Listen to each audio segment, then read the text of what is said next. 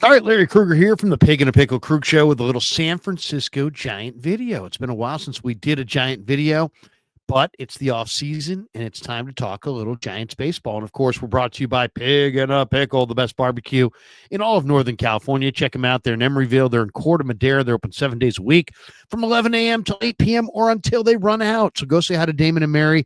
Tell them that Larry Krueger sent you. Get some brisket chili, and enjoy Pig and a Pickle. And this video is brought to you by our brand new sponsor, Mancini's Sleep World. Mancini's offers 120-night guarantee with a range of brands and price points. With Mancini's, you get free next-day delivery. I'm loving my Mancini's bed. And if you're a viewer of the Krug Show, all you do is click the link below or go to sleepworld.com and find a bed that works for you. Whether you're shopping online or visiting in store, use the code KRUG10 and you'll get 10% off. That's KRUG10, K-R-U-E-G 10, and you'll get 10% off in any Mancini store or online at sleepworld.com. And thanks to Mancini's for being a proud sponsor of the Krug Show. All right, let's talk a little bit about the San Francisco Giants. Buster Posey's in charge. They got a brand new GM, Zach Manasian. And we'll see what they're able to do. They need to kind of rebuild their team. The Dodgers are the world champions. They have tons of money. They're setting the bar super high. So what do you expect the Giants to do? Well, I think that, there's really three ways to improve your club: the farm system, trades, and the free agent market. And they have to use all three of those avenues to improve, like every other team. To me, one of the things that I love about Buster being part of the organization is that I feel like Buster was a gamer who not only, was a great baseball player, but was a great culture player for the Giants and understood their great culture. And I think he will, accumulate a bunch of guys that are grinders like him. That would be my guess.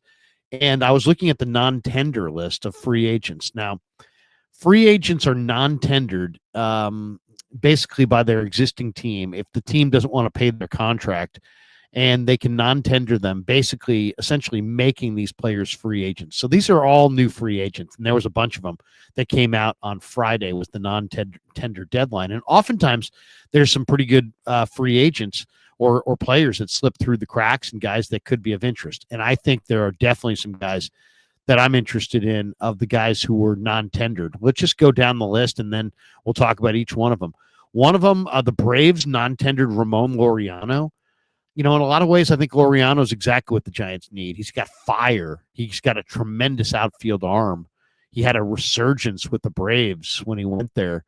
We'll talk more about Laureano, but I love Ramon Laureano. I've always loved his game, and I love his attitude about the game.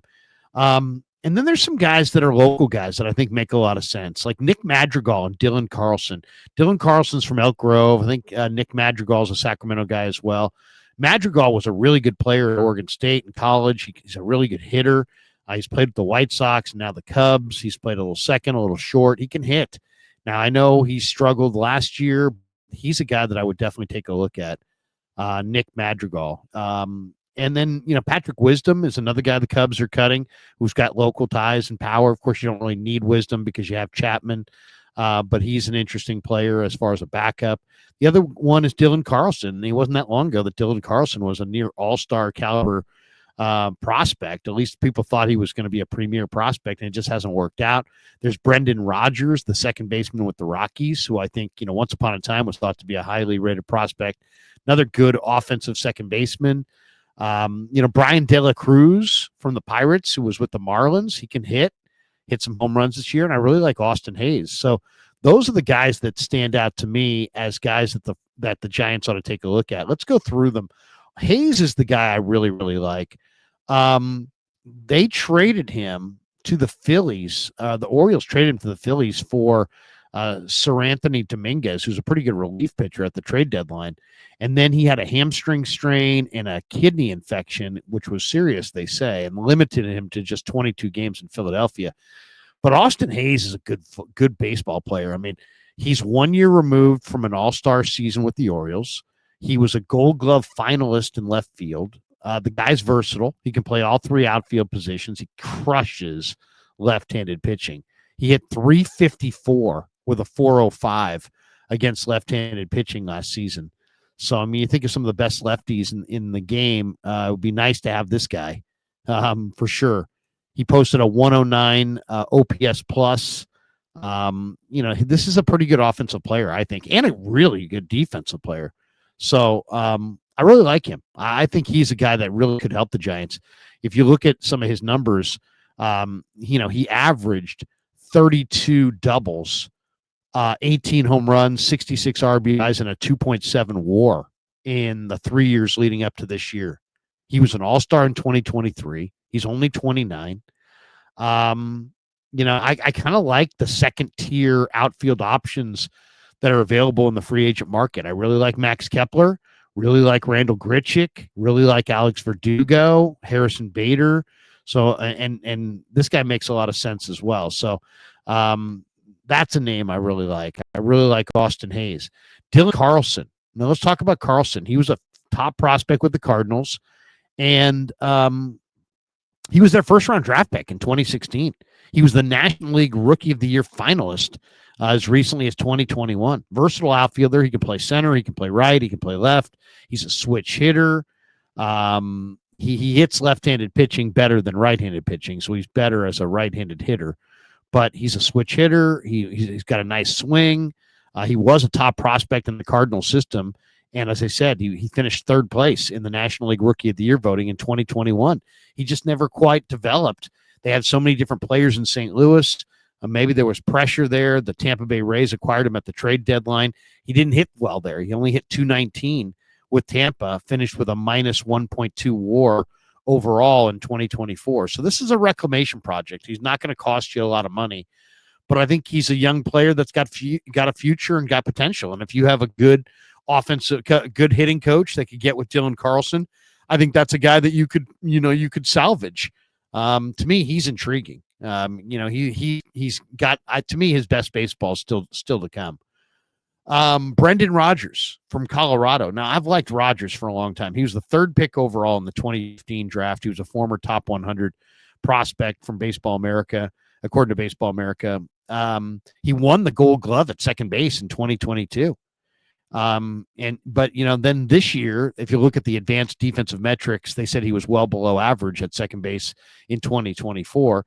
He's got some pop. I mean, you're talking about a guy who can hit, and can hit the ball over the fence. He hit 13 home runs in at least 13 home runs in 3 of the past 4 years. He's not a speed guy. He's not a high on base guy.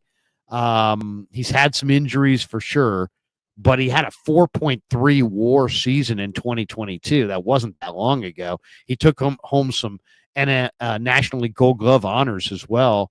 They're saying maybe he's going to have to be a utility guy going forward, but I like him. And if the Giants don't have a second baseman, I mean, this guy can hit. I mean, you put this guy at second base, I think, he's going to produce some runs. Let's talk about Laureano again. To me, Ramon Laureano is interesting. The Guardians released him in May. And it looked like maybe his career was over, but he goes to the Braves and he played right field, 226 plate appearances with Atlanta. He had 10 home runs, 5 stolen bases, and 832 OPS.